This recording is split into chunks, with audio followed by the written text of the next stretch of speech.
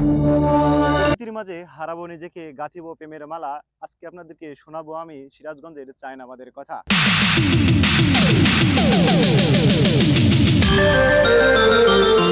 আর প্রিয় দর্শক, এই মুহূর্তে দেশে কিংবা বিদেশে টেলিভিশনের পর্দায় কিংবা মোবাইল ফোনের স্ক্রিনে যে যেখান থেকে আমার ভিডিও দেখছেন, সকলকে জানাই সাধুর সম্ভাষণ। নদীর নালা হাওরের দেশ, এ আমার প্রাণপ্রিয় বাংলাদেশ।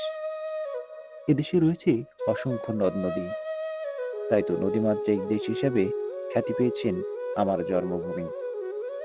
হ্যাঁ প্রিয় দর্শক, তেমনি নদীর সৌন্দর্য উপভোগ করতে, যার দুপাশে নদী এবং মাঝখানে সবুজ মেঠোপথ, এর সৌন্দর্য যদি উপভোগ করতে চান, তাহলে অবশ্যই আপনাকে চলে আসতে হবে সিরাজগঞ্জ শহর থেকে মাত্র 2 কিলোমিটার দূরে সিরাজগঞ্জ শহর ভাঙনের প্রতিরোধে নির্মিত এই চায়না বাঁধে। প্রতিদিন বিকেল হতেই শত শত পর্যটকের আগমন ঘটে এই চায়না বাঁধে।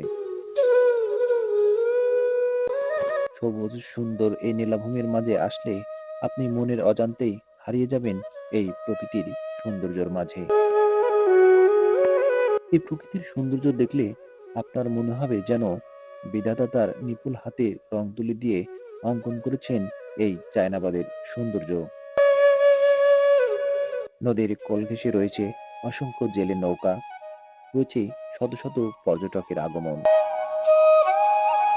যতদূর চোখ যাবে যেন মনে হবে ওই নীল আকাশটা ছুঁয়ে আছে যমুনা নদী। নদী ভাঙ্গন প্রতিরোধে এ বাঁধটি নির্মাণ করা হলেও বর্তমান এটি হয়েছে একটি পর্যটক কেন্দ্র। বর্ষার মৌসুমে বসতভিটা ভাঙা ব্যস্ত থাকা যমুনা নদীটি বর্তমান হয়েছে গবাদি পশু চরানোর মাঠ।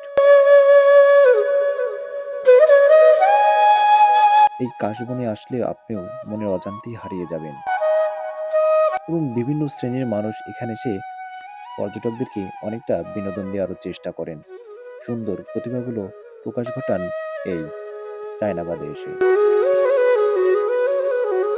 আনন্দে মাতোয়ারা হয়ে থাকেন সব শ্রেণীর মানুষগুলো। এছাড়াও এখানকার সৌন্দর্য উপভোগ করতে বাচ্চারা বিভিন্ন রাইড উঠে তাদের শখগুলো পূরণ করে থাকেন। এখানে রয়েছে নাগরদোলা, নৌকা, আরো অনেক কিছু রাইড। তাই তো এই সৌন্দর্য উপভোগ করতে প্রতিদিন শত শত মানুষ ছুটে আসছেন এই চায়নাবাদে। এই চায়নাবাদের সৌন্দর্য উপভোগ করতে আপনিও চাইলে আসতে পারেন।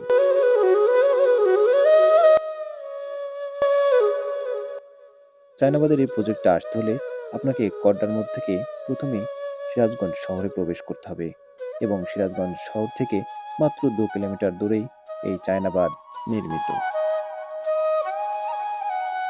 সুন্দর সবুজ প্রকৃতি কে বা না ভালোবাসে। ভিডিওটি কেমন লাগলো অবশ্যই কমেন্ট বক্সে কমেন্ট করে জানাবেন। এতক্ষণ আপনাদের সাথে ছিলাম আমি বাদল আহমেদ নয়ন।